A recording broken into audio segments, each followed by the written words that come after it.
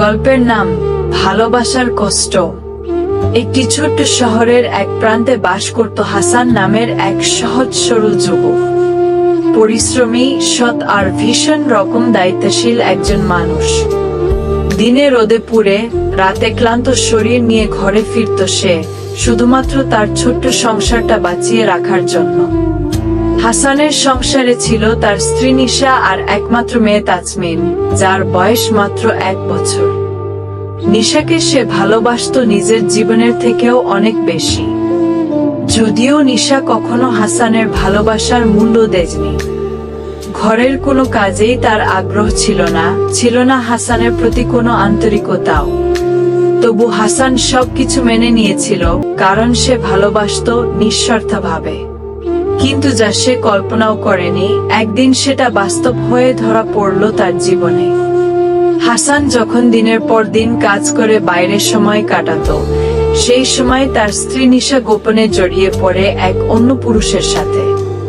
অনেক দিন ধরে চলছিল এই সম্পর্ক, আর একদিন রাতে পাড়ার লোকেরা হাতে নাতে ধরে ফেলে নিশাকে সেই পরকীয়ার সঙ্গীর সাথে। শব্দ, চিৎকার, গালমন্দ সবকিছু মিলে এক বিশ্রী পরিবেশ তৈরি হয়। এলাকাবাসী থানায় খবর দেয়, পুলিশ এসে নিয়ে যায় নিশা ও তার সঙ্গীকে থানায়। খবরটা যখন হাসানের কানে পৌঁছায়, সে যেন মুহূর্তেই পাথর হয়ে যায়। ছুটে যায় থানায়, দেখে তার ভালোবাসার মানুষটা আজ তার সম্মানটুকু ধুলোয় মিশিয়ে দিয়েছে। হাসান ভেঙে পড়ে। একদিকে মানুষের চোখে লজ্জা, অন্যদিকে হৃদয়ের চরম ব্যথা, তবু সে কিছুই বলে না। নিঃশব্দে সব সহ্য করে। সমাজ, পরিবার, আত্মীয় সবাই বলে, তুই ওই মেয়েটাকে ছাড়, কিন্তু হাসান চুপ। তাকে যখন জিজ্ঞেস করা হয়, তুমি কেন এই অবিশ্বস্ত মানুষটাকে এখনো মেনে নিচ্ছ, সে শুধু একবার মেয়েটার মুখের দিকে তাকায়, তাজমিনের মুখের দিকে। নিষ্পাপ, শান্ত, ছোট্ট একটা মুখ। তারপর একটাই উত্তর দেয়, কারণ সে আমার সন্তানের মা। আমি না চাইলে হয়তো সম্পর্কটা শেষ করতে পারতাম, কিন্তু তাজমিন তো কিছু ভুল করেনি। তার কাছে মা বাবা দুজনেই দরকার।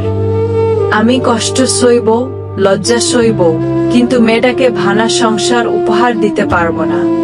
হাসান তার স্ত্রীকে ক্ষমা করে দেয়, এজন্য না যে সে দুর্বল, বরং কারণ সে ভালোবাসে। কারণ তার মনটা এখনো বিশ্বাস করে, ভালোবাসা মানে কেবল সুখে থাকা নয়, কষ্টের মাঝেও পাশে দাঁড়ানো।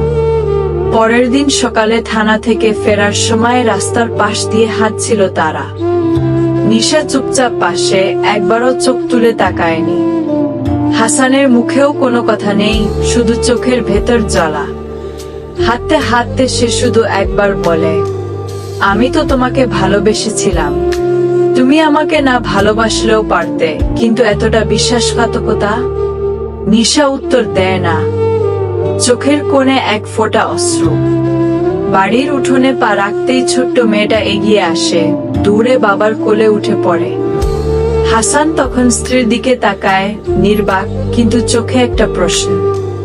নিশা নিচু চোখে মেয়ের মাথায় হাত রাখে, চোখের কোণে গড়িয়ে পড়ে মায়াবী অশ্রু।